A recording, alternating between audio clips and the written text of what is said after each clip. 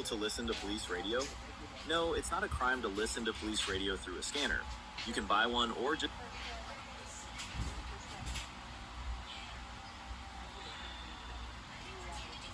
What's up, Chicago Bears fans? I am not feeling well. I'm still feeling a bit sick and under the weather. But that is not going to keep me from making this video. I've been waiting a long time for this. Great news today. Matt Nagy is gone. Our head coach has been fired.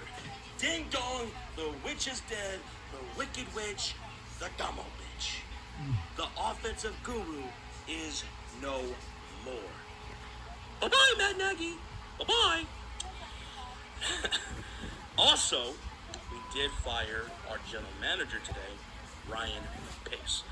But I will get to Ryan Pace later in the video. Right now, I want to focus on Matt Nagy. Him first, because I've been waiting a long time for this, and I have a lot to say. In fact, this is what I want to do, okay? A lot of people sometimes ask me, Josh, what would you like to say if you were standing right in front of Matt Nagy? What would you say to him? And that's what I'd like to do right now. I'm going to pretend that Matt Nagy is his camera, and I'm talking directly to him right after being fired. So please bear with me. I'm going to be talking with Matt Nagy. All right, here we go. Matt Nagy! What's up, buddy? Heard you got fired today. Now, listen, honestly, that sucks, losing your job. I know you have a family and everything, and I know you didn't intend to come here to Chicago to sabotage us and be a bad head coach. That was not your intentions. But I'm sorry, man. As a lifelong Bears fan, and on behalf of Bears fans everywhere, you know you deserve to lose this job. I'm glad you're fired. You deserved it. Dude, what the hell happened, man? What the hell happened? You were hired here in Chicago years ago to be our savior. You were supposed to be this offensive genius. You were going to make us and this offense prolific in the league, something to be envied around the NFL. You were also tasked to help develop Mitchell Trubisky, who we just drafted.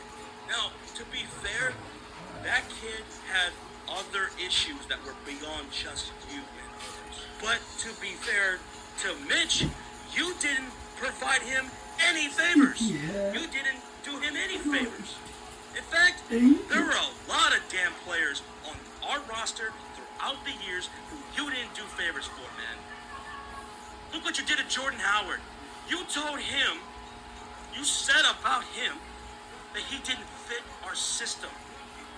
What? He was our damn system.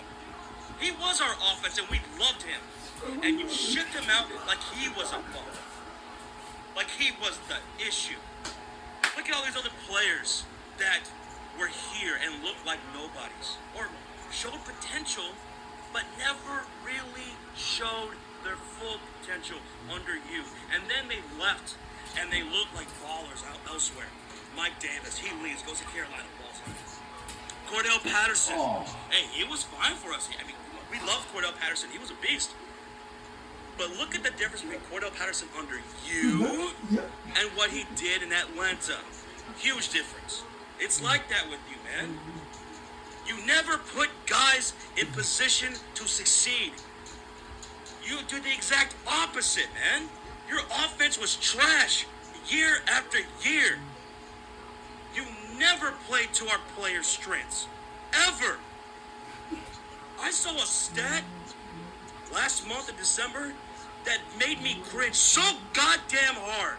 I almost collapsed in of myself, creating a black hole of sadness. It said that your passing offense averaged 173 yards per game. Dead last in the NFL.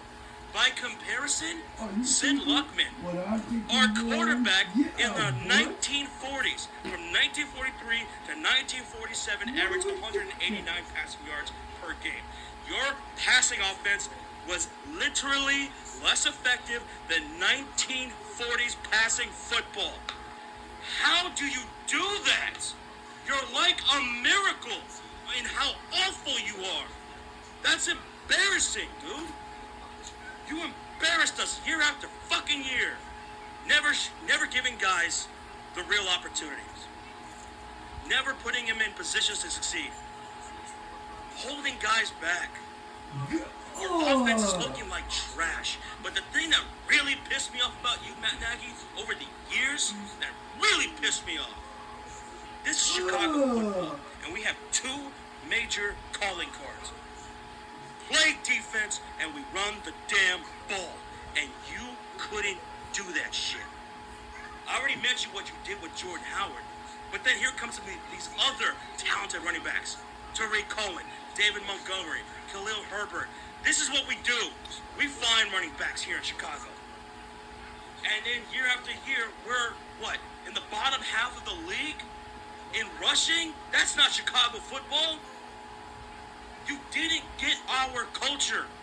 I understand you want to pass the ball and do this and all that, but you didn't have the personnel most of the time to do it. You failed the running backs time and time again. How many times were we supposed to run the ball, but you didn't? How many times were we supposed to not run the ball, but you did, and you did so in a horrible way? That was never going to work. It was so predictable. Third and shorts, fourth and shorts, not giving to our bell cow. You did that in your last game against Minnesota. 4th and 1. You don't give it to David Montgomery. You put it in the hands of Andy Dalton. And look what the hell he did in our last game of the season. Time and time again, you're doing that, Matt. All these years. And we were sick of it, man. Remember that one time you said in your press conference, I know I'm supposed to run the ball. I'm not stupid. But you were. Either you were stupid or you were just negligent on purpose, man.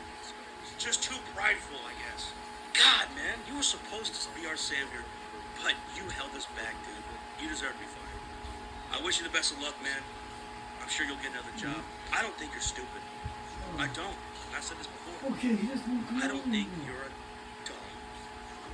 Coach, you don't get to where you're at. Get the jobs that you have gotten in this league being stupid. But what I do think happened in Chicago was you were too prideful, selfish. You put us in positions to fail. And then in your press conference talk about, well, I don't know what happened. We had a good practice, and we're going to have a good practice this week, and then we're going to watch game footage, and we're going to find out the whys. Get your head out your ass and have success elsewhere, man. Wish you the best of luck. When you failed us, you're Chicago. And that's what I have to say as a lifelong Bears fan. Good riddance. Matt Nagy from all of us. But now on to our general manager, Ryan Pace, who was also let go today. Now, I gotta say, this comes with mixed emotions for myself.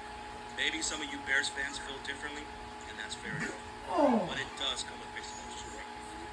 You know, you could say that Ryan Pace is probably the Jameis Winston of general managers. He's gone out there over the course of the years he's been here in Chicago and has had some horrible misses. Terrible busts. All-time busts. Drafting Mitchell Trubisky in that draft with all the guys available, that alone can get a GM fired. Hiring Matt Nagy as head coach alone can get a GM fired. He's had some misses.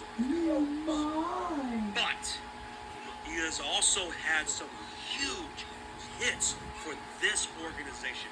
And it will not be lost on me, and it shouldn't for you, that if we are going to have success going forward under a new regime, the new GM, a new head coach, it will be with the guys that Ryan Pace put together, brought here to Chicago, especially the last few drafts.